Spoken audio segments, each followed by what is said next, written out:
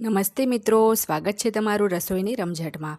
અત્યારે ઉનાળાની ગરમીમાં આપણને ડિનરમાં શાક રોટલી ખાવાની ઘણીવાર ઈચ્છા નથી થતી। સાંજે કંઈક હલકું ફૂલકું હોય અને ટેસ્ટી પણ હોય એવું ખાવાનું મન થતું હોય છે। ત્યારે તમે ખીચડી સાથે ખવાય એવું આ માત્ર 10 જ મિનિટમાં બની જતું ટેસ્ટી ડુંગળી બટાકાનું શાક બનાવીને ખાઈ શકો છો, જે ખાવામાં પણ બહુ હેલ્ધી છે। તો ચાલો રેસીપી શરૂ કરીએ। તો અહીંયા મેં 2 મીડિયમ સાઇઝના ટામેટાં લીધા છે, સાથે જ 2 મીડિયમ સાઇઝના બટાકા અને 3 મીડિયમ સાઇઝની ડુંગળી લીધી છે। આ માપ સાથે જો તમે આ શાક બનાવશો તો શાક બહુ જ ટેસ્ટી બનશે। તો ડુંગળી અને બટાકાને આપણે પહેલાં સરસ છોલી લેવાના છે। ખીચડી સાથે આપણે કઢી તો ખાતા જ હોઈએ છીએ, પણ આવી ગરમીમાં સાંજે ખાસ તો ડિનરમાં ખટાશવાળી વસ્તુ જે શરીરમાં પિત્ત વધારે એવી વસ્તુ ખાવાનું પણ આપણે ટાળવું જોઈએ। અને જો એકલી સાદી ખીચડી આપો તો કોઈ ખાય નહીં, તો એના માટે તમે કાં તો વઘારેલી મસાલા ખીચડી બનાવી શકો છો, કાં તો પછી જો સાદી જ ખીચડી ખાવી હોય તો આ રીતના તમે ડુંગળી બટાકાના કે બીજા કોઈ પણ શાક સાથે ખાઈ શકો છો। ચોમાસામાં પણ જો બહાર વરસાદ વરસતો હોય તો આ રીતનું ખીચડી સાથે ડુંગળી બટાકાનું શાક ખાવાની બહુ જ મજા આવે છે। તો ડુંગળી બટાકા બંનેને આપણે સરસ છોલી લેવાના છે અને છોલ્યા પછી એક વખત આપણે એને ધોઈ લેવાના છે। તો ધોઈને ડુંગળી બટાકાને એક બાઉલમાં મેં લઈ લીધા છે પાણીમાં। હવે એને આપણે આ રીતના મીડિયમ ટુકડામાં સમારી લઈશું।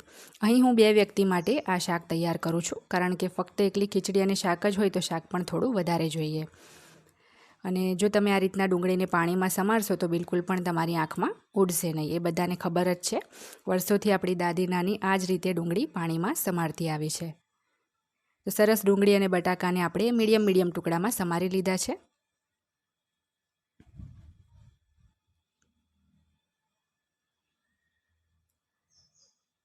હવે એક કુકરમાં આપણે 2 ટેબલસ્પૂન જેટલું તેલ લેવાનું છે।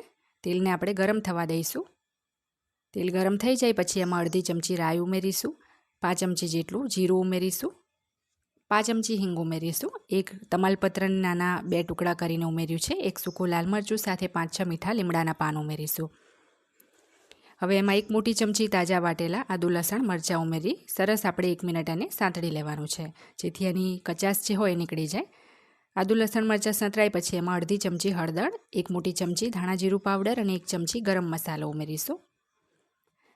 સાથે 1 ચમચી આપણે કાશ્મીરી લાલ મરચું ઉમેરવાનું છે, જેનાથી શાકનો કલર બહુ જ સરસ લાલ આવે છે।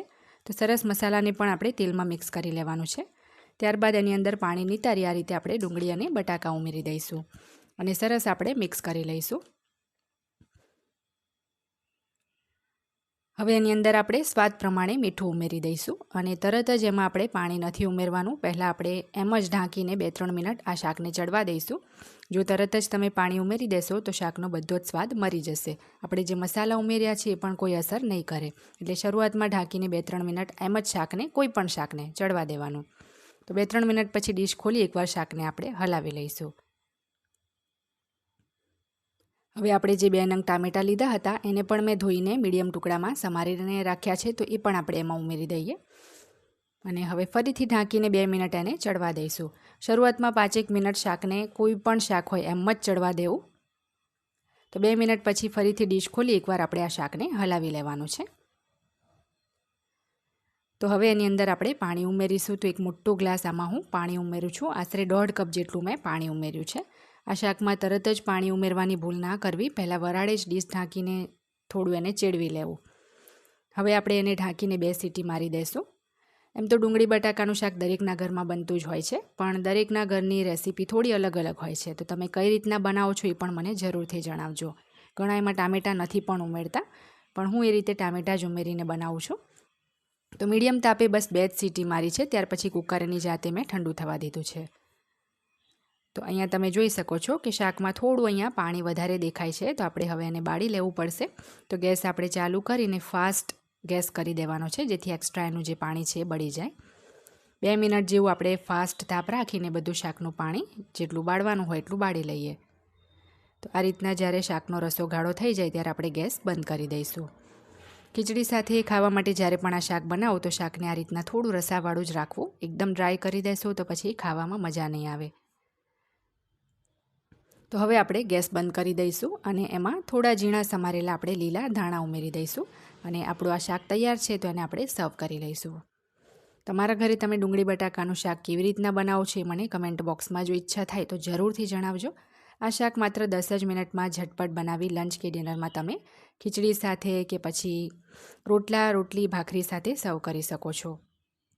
અહીંયા હું આજે એને મગની ફોતરાવાળી દાળની જે સાદી ખીચડી આવે એની સાથે સર્વ કરું છું. ડુંગળી અને બટાકા 2 શાક એવા છે જે શાક આપણે સ્ટોકમાં ભરીને જ રાખતા હોય છે. જ્યારે પણ ઘરમાં તમારા ઘરે શાક ના હોય ત્યારે તમે આ રીતે આ હળવું ડિનર બનાવીને એન્જોય કરી શકો છો. તો આજની આ રેસીપી જો તમને ગમે તો મારી ચેનલ રસોઈની રમઝટને સબસ્ક્રાઈબ કરી બેલ બટન દબાવવાનું ના ભૂલતા, જેથી મારા દરેક નવા વિડીયોની નોટિફિકેશન તરત જ તમને મળે.